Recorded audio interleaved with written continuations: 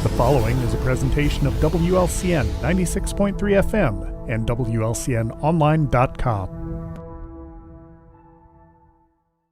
This live video stream is made possible in part by WLCN's live stream technology sponsor, Me Realty, located at 602 Keokuk Street in Lincoln and online at merealty.com.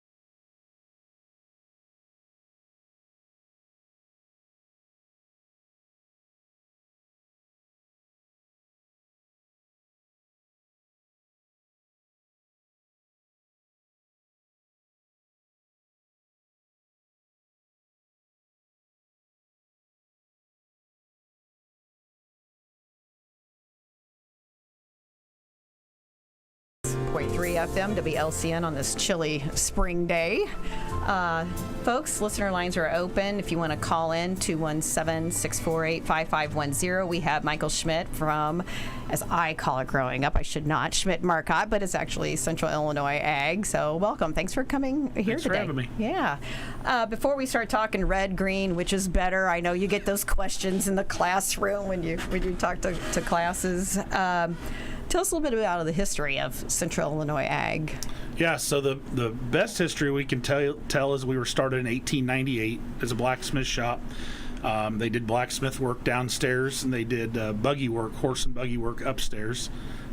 Shoed horses and sharpened plowshares and disc blades and things like that.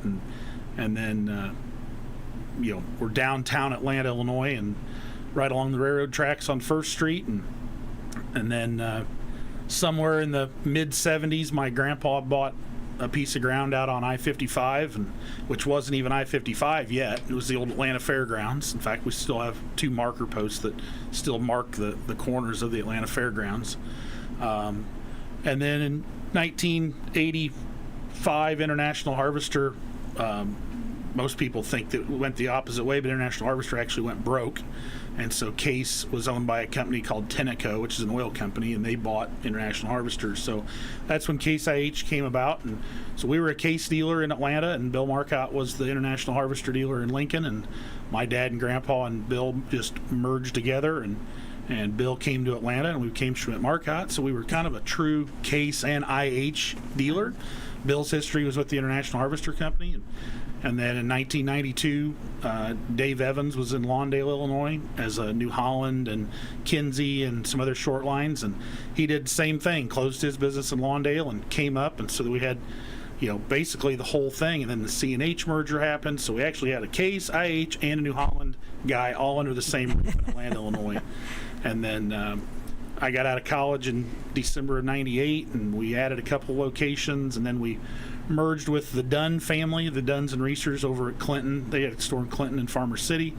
And so Brian Reeser and I and Tim Evans basically run the show now day to day. And it's just, we get along great. Everybody thinks, well, how do you guys do it? You're all so different. Well, that's what works. We get along from a business perspective very, very well.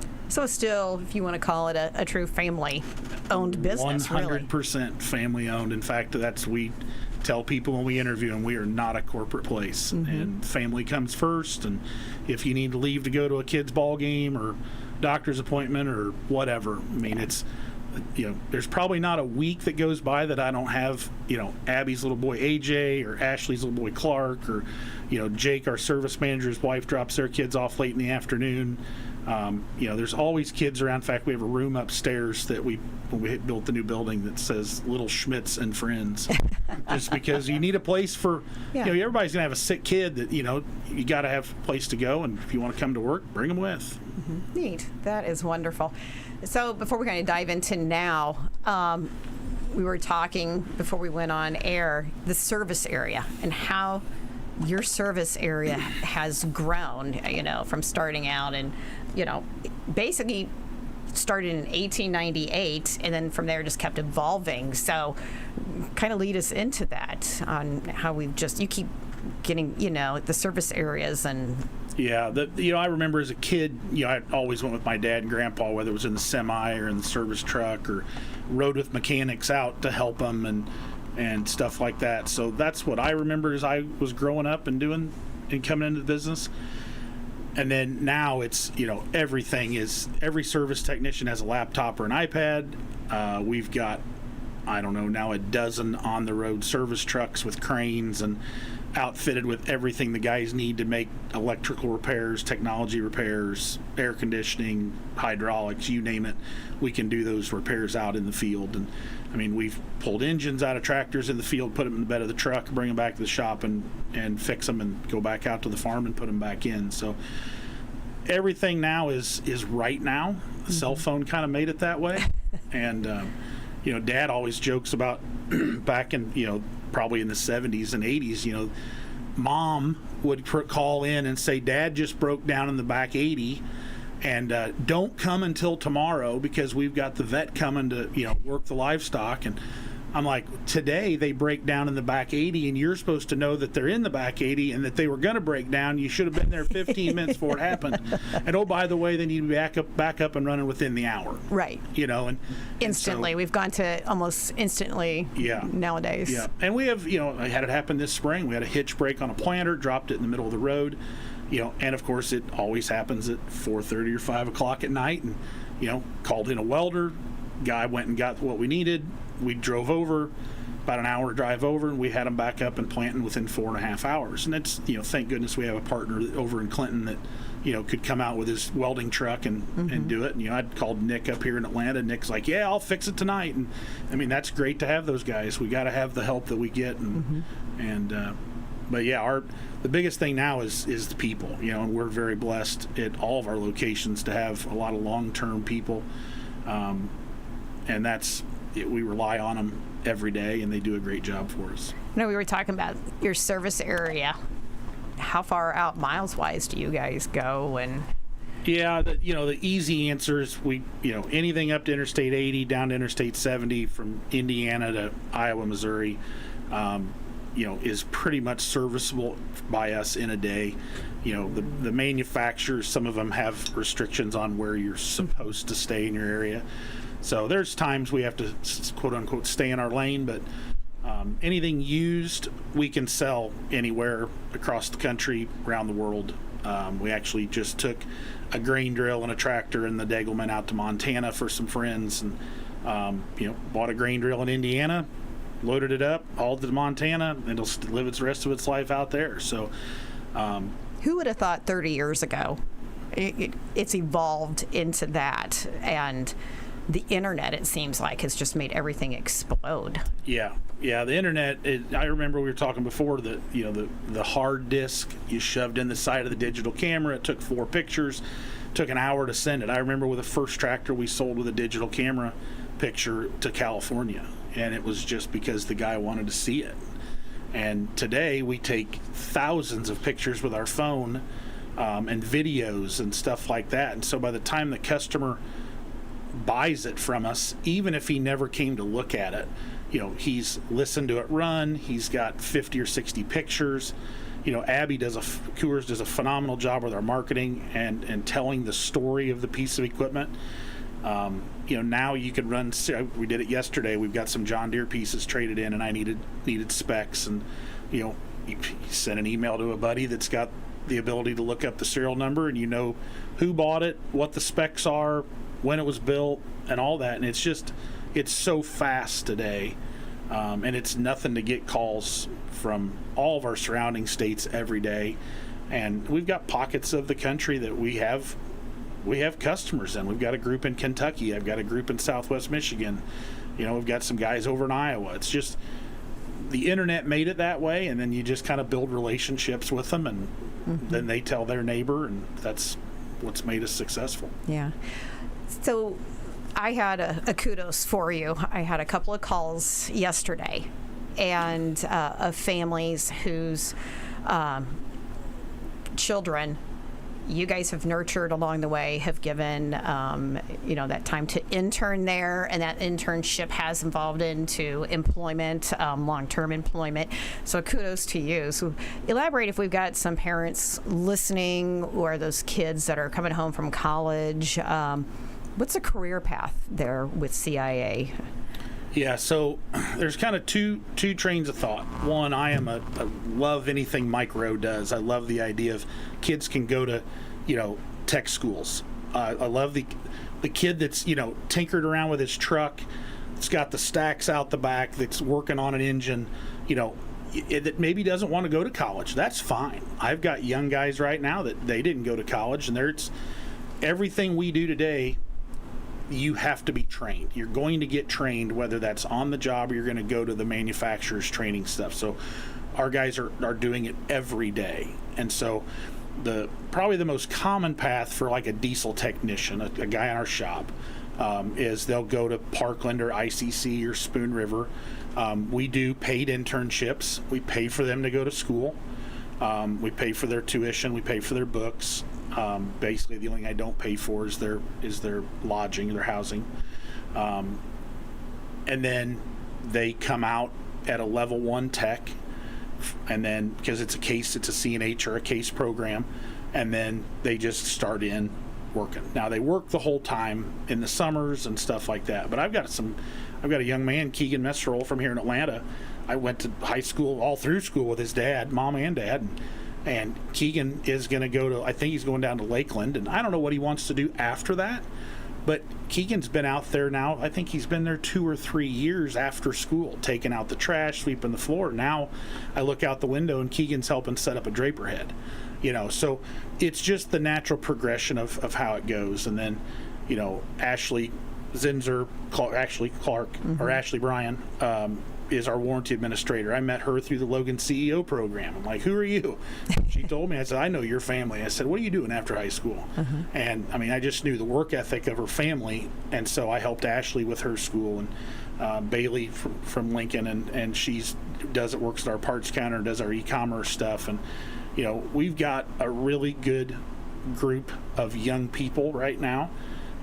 We've got enough young people right now that I'm like, I don't really need all of them right today, but I know that it's just a matter of time, you know, and so you don't want to I don't discourage anybody to do that. And I've got Drew O'Donnell from Atlanta, you know, his mom's a superintendent out of Olympia. Drew's going to be a senior at the University of Illinois, and he's doing his second summer with us. And this summer he's going to get a little more into the business side of things. That's kind of his education of where he wants to go. So it's tough. It's to find a job for all of them every day, but I know that we're doing the right thing by having those people come in and do that. So kudos to you guys. I mean, I had 2 of them call up, so we heard, you know, Michael's go beyond, and we're not able to call in, so please pass that along. And I said, I sure will. So yeah, and it's interesting now. Like, I have Ashley Bryan, and I have her brother Connor, and I have her brother Carson. You know, we have Abby Coors and John Coors and Austin Coors, and you know, Todd Irwin's part of that of the Coors family now as well. So we've got a lot of family ties at Central Illinois Ag of different generations, and it's a lot of fun. That's awesome. That's wonderful. Well, we're going to take a quick time out, folks. When we come back, we've got Michael Schmidt from CIA. But first, a few words from our sponsors. Whether you're buying or selling your home, the brokers of Me Realty will work with you to get the deal done. As one of Central Illinois' top producing offices for decades, Me Realty has the experience to guide you through the process. You want results? Call the brokers of Me Realty at 217-735-5424, stop by the office at 602 Keokuk Street in Lincoln, or check out local listings online at merealty.com. Culver's is a family restaurant. To me, that means being the place that puts a smile on everyone's face. We're famous for our cooked-to-order butter burgers and frozen custard made daily inside our restaurants. But we've always believed more menu options mean more ways to brighten your day. We source the finest chicken to bring you our tenders and chicken sandwiches. And our cheese curds. They're a Wisconsin tradition we're proud to share with you. So take the next meal shift off and let us take care of you. Welcome to Delicious. Culver's, home of the Butterburger, 2530 Woodlawn Road in Lincoln. Full Gospel Evangelistic Center makes an impact locally and beyond through a wide range of events, ministries, and outreaches. Pastors Steve and Debbie Owens invite you to worship Sunday mornings at 10:30 and attend Wednesday night Bible studies at 6:30. Connect with FGEC online, follow them on Facebook, download their app, and visit their new website at myfgec.org with live YouTube video streams as well as recordings of services and special events. Full Gospel Evangelistic Center, 304 North McLean Street in Lincoln. Shop local. Shop local. Shop local. We've all heard the messages, shop local. But if you're a local business, do you advertise local? We're WLCN, your local FM radio station. And all those reasons for shopping local, like contributing to the local economy and working with local individuals who live, work, and spend right here, those same things apply to WLCN. We're the radio station publicizing upcoming fundraisers for local community groups, interviewing local individuals about local issues on locally produced programs, and offering live video streams of local events. But the only way we can provide such programming is through advertiser support. So before you hop online to catch the latest trend and deal with folks based in who knows where, find out what WLCN can do for you. Email us at advertise@wlcnonline.com or call 217-648-5510 to learn more. Support the local economy. Be sure to shop local. And if your business wants to reach a local audience, be sure to advertise local.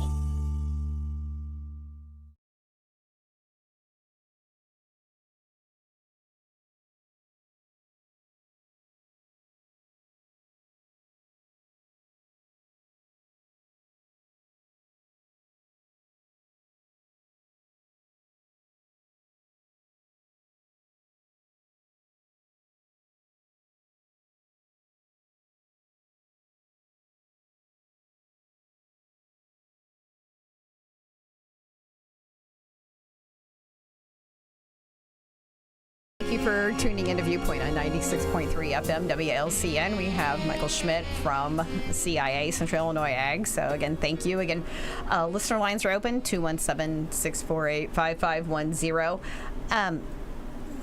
Coming up in the future, I guess it's already here. The technology's here, and they're tweaking it, as you might want to say. Some people like it, some people don't. Autonomous. Autonomous is here. Whether some of that technology, is in our cars now, in our trucks, whether folks actually realize that or not, it's already being somewhat used, I guess you can say, in the tractors, in the equipment. How's that, started to evolve? What are guys seeing now? And then I know people see the big autonomous tractor with actually nobody sitting in it, and going to town for a cheeseburger and coming back home and checking the field. So let's dive into autonomous, Mike. Yeah, so autonomous it's just going to come. It's a matter of what you're going to be comfortable with on your farm. And, the John Deere's out loud and proud with their autonomous vehicle stuff right now. Case has got it. They're just a little quieter about it. I mean, actually, Case had that no cab autonomous tractor at the Farm Progress Show in Iowa back in the like 2015 or 16. So it's there. I think in the Midwest here, do we have fields you can put a tractor in by itself for the day? Yeah, but you're probably going to come back and check on it. I think our area around here will be more of what we call supervised autonomy. So there's going to have a guy sitting in the seat. And we can do that now. You get to the end row and it says, do you want to turn left or right? And you just touch the monitor and it raises the implement and turns the tractor and sets the implement back down and does its own thing. Now, you have to want to set that up. You don't get in the cab and it takes off and does it on its own. You're going to set that up. You're kind of like setting your cruise control in your car. You have to tell it how fast you really want to go. So it's just that level of what guys want to do. And I remember, back when auto guidance and light bars all started, it's the people that want to use the technology will take the time to learn it, that will take the time to understand what it does, and they embrace it. And then there's other guys, they just want to go out and set a straight line and let it drive back and forth at 7 miles an hour and turn on the end by themselves and run the remote lever by themselves.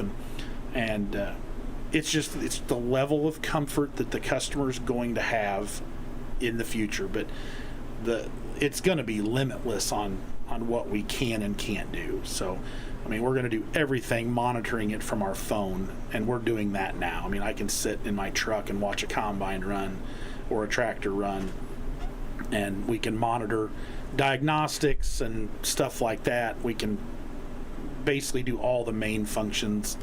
Matt Barling, my precision farming specialist, there's some updates that we can push over the air to tractors now, so we don't have to physically go to the farm and do them. So it's just going to be the level you're comfortable with and how far you want to take it and how much money you want to spend, because it all comes with a price.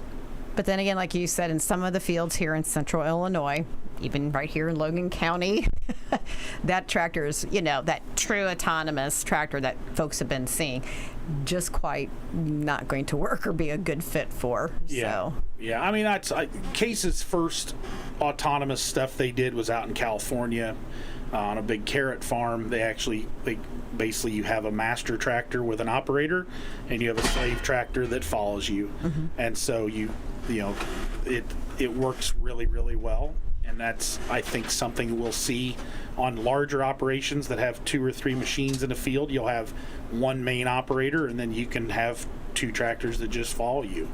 I don't know that we'll ever see a planter here in Central Illinois take off on its own with 60 or 80 or 90 feet wide at 10 miles an hour, but there's a lot going on, a lot of things that can happen. But I think tillage, things like that, anything that can be harmful, I think that's where we're seeing the sprayer drones and stuff, because all you're doing is filling it. There's no operator doing that other than a computer controlling it. So for some of our listeners, you brought that up, the sprayer drones now. Kind of explain that to our listeners.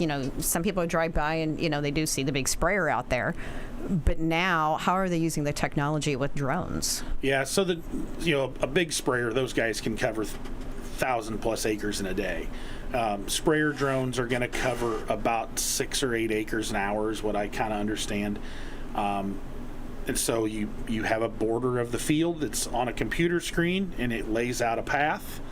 And a lot of those guys will fly 2 or 3 units in the same field.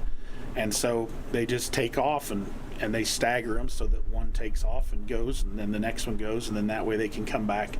So they're always filling and changing out a battery and stuff like that. And I've got some buddies over in Western Illinois that have got into it, and they're set up with it. And they've got the trailers and they've got the drones. And are they also doing more also with the drone spraying, more of your spot spraying than your hard spots that you've missed? Or I think that's kind of the mentality that some guys have. I know there are some guys that are using them for broad acre, pull up to an 80-acre field and let the drone go spray it type of situation.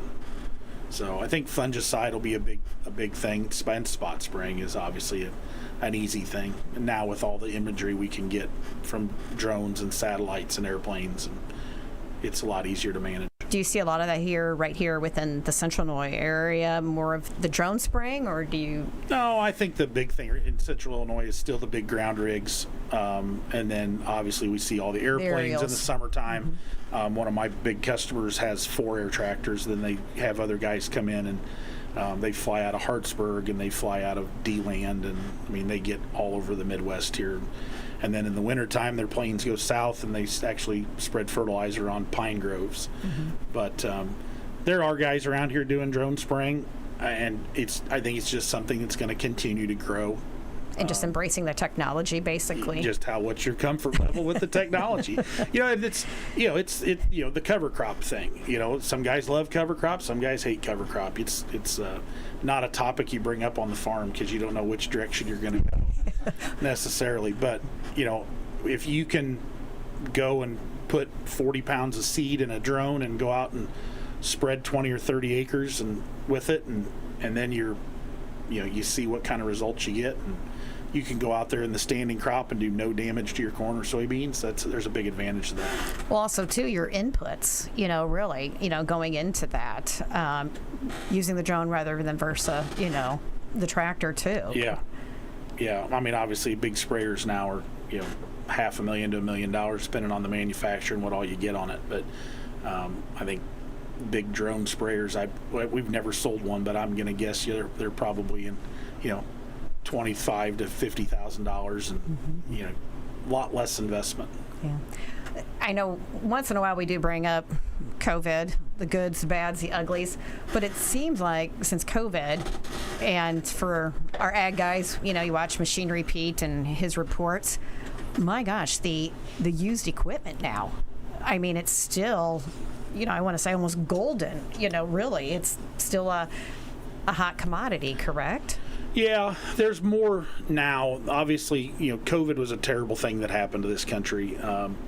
It made us all feel like, well, we're not going to be able to get our iPhone or our car or our new tractor. So we all ran out and bought a new car and got a new iPhone, and farmers bought new ag equipment because they thought, well, I'm not going to be able to get it for 3 to 5 years. And the bad part is we're so reliant upon the world supply for everything. You just don't go to Lincoln, Illinois and say, well, I'm going to buy all my stuff to build that product from Farm and Home, and then you build it and CIA sells it and takes care of it after that. It just doesn't work that way. So when a supplier out of Mexico cuts back on, we'll say, wiring harnesses, and the supplier in Minnesota cuts back on seats, and the steel manufacturer cuts back, well, you don't ramp back up fast enough. So it's taken time to get back in the flow, to start to get inventory levels back up to where we're all comfortable.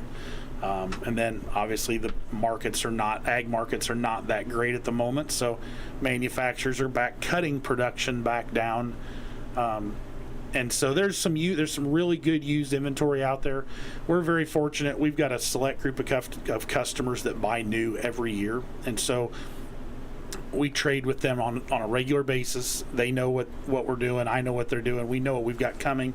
And so we can plan our business. So the concept is being very, thinking out a year. In fact, I had a conversation with one of our customers yesterday, and I said, I want you to plan on running your new batch of tractors that he's going to get here in July. I said, I want you to run them for a fall and a spring and a fall, and then we'll get new tractors for the for springtime then. And so I have to do that with him so he can plan his business and I can plan mine. And so we're very fortunate right now. We've got a great group of good inventory, very clean, all local stuff. A lot of newer, 300 to 1,000 hour pieces, tractors and combines. And so with manufacturers are cutting back on new production, I'm pretty happy that I'm going to have some really nice units when the market does come back. So agriculture just kind of runs in a big wave. We go up and we go down. And in 1998, we had our 100-year party, and Orion Samuelson was there. And I'll never forget, he got up on stage, and first thing he said, I'm going to tell you one thing we're not going to discuss tonight. And he said, that's the markets. He said, but I'll tell you this, they will go up and they will go down, and they will go up and they will go down. And that has been absolutely 100% true since I started in this business. Just keep rolling with the times, basically. Yep. So yeah. We're we touch base on it with technology. You've shipped equipment to where? If you had to guess, your furthest place here in the world that we've shipped. we've done equipment into South America. We've done equipment over into Europe. We've done corn heads over to China. We actually just had a company come in the other day, and we're going to start working with them on international sales and exporting. We're very fortunate in the Midwest. Our equipment is what everybody wants. We can, if you need a rice combine, which we've shipped rice combines over to Africa before.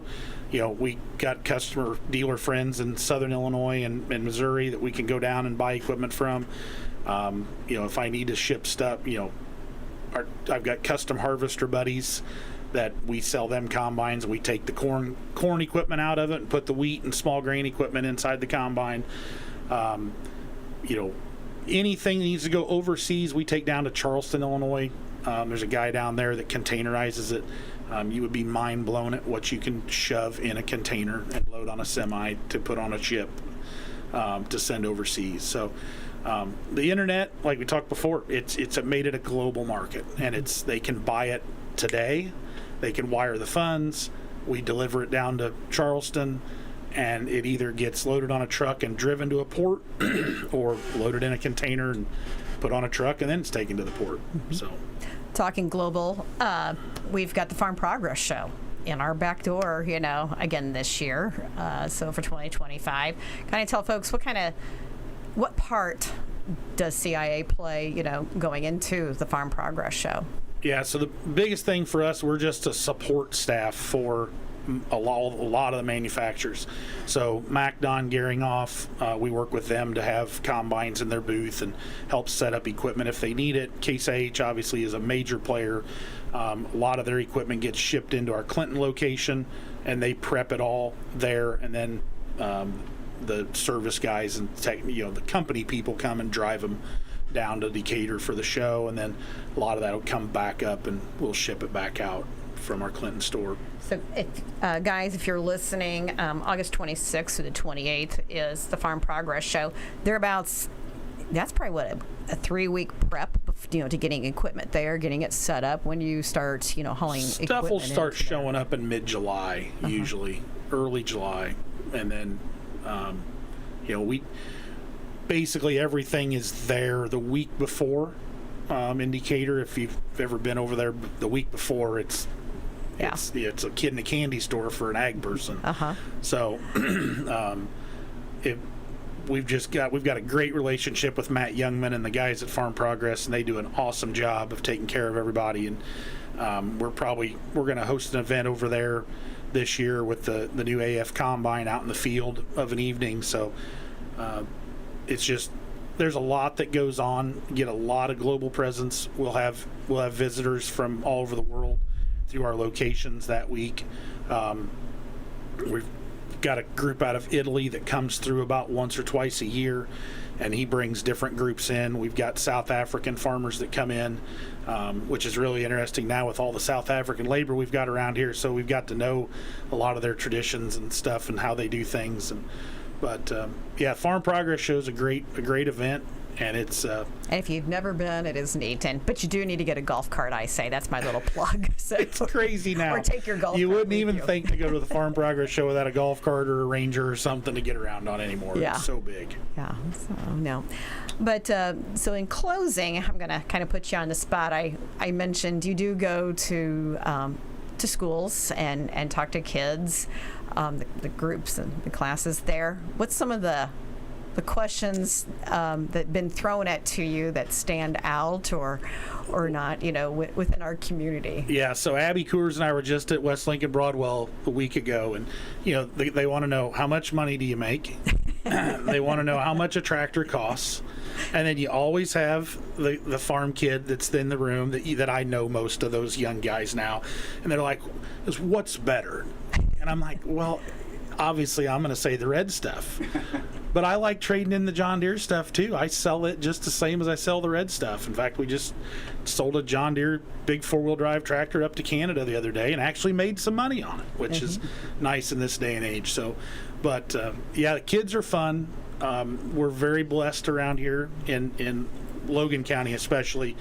We've got great FFA programs. Amy Naughton's doing an awesome job at West Lincoln Broadwell. She's got chickens running around in the yard. The kids are collecting eggs and selling eggs, and we've got a great 4-H group around here. A great group of young people that are involved in agriculture.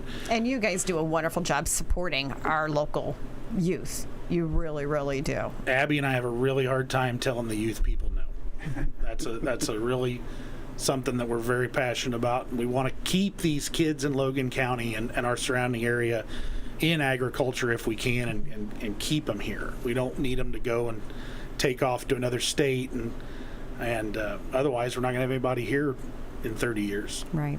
No. Well, hats off and kudos to you and Michael and the whole family and the whole crew there. It's there's no I in team, and CIA is a team. Lloyd, you got any questions? I'm just curious. I'm always interested in technology. So the autonomous machines, how are those set up? Do you have to, like if you're going to put it out in the field, do you have to go into a computer and program in, here's the borders that you're staying within? Or is there kind of like an electric dog fence where you put a wire around and say, don't go across this? Or do you have to erect a special tower that keeps the GPS location? Or how does that work? Right. So in the old days, the highest level correction is RTK, and we would have a base station in a field, and that was our georeference point. Now we do it all off a satellite.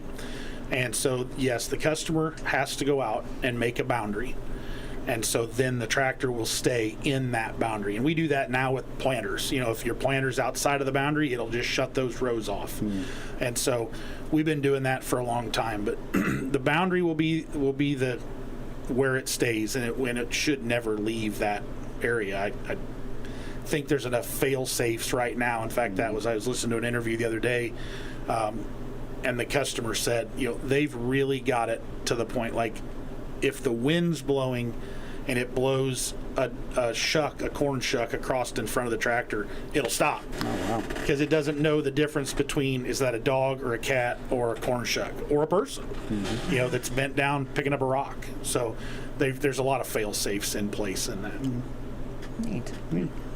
Jim, you're good. So Jim's taking it all in. He's reminiscing from the history of Schmidt Marcotte, in Central Illinois Ag. Yeah, I'm pretty sure I've heard some stories about the Schmidts, my grandma Schmidt, and the ashes over the years. Oh yeah. So, but we're very fortunate. I'm the 5th generation. My boys are the 6th generation. Colin's my number 2 son. He's at U of I, and he wants to be back in the business. My oldest son, David's in culinary school and wants to be a chef. Thank goodness. And then Alec is my number 3, and he wants to go to the Parkland Diesel Tech program. So when he gets done with school, his job, he works with Dustin Camp in the shop every day and works on tractors and combines with him. And then Owen's finishing 4th grade today and move on to next year, and we'll see what he wants to do in the future. Awesome. That's wonderful. Lloyd, you got anything else?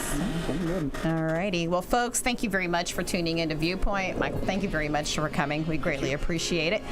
The Lord and weather willing, we'll be back next week.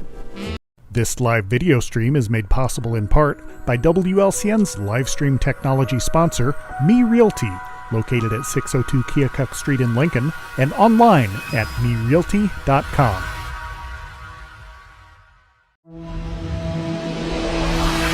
The preceding program is a presentation of WLCN 96.3 FM and WLCNonline.com.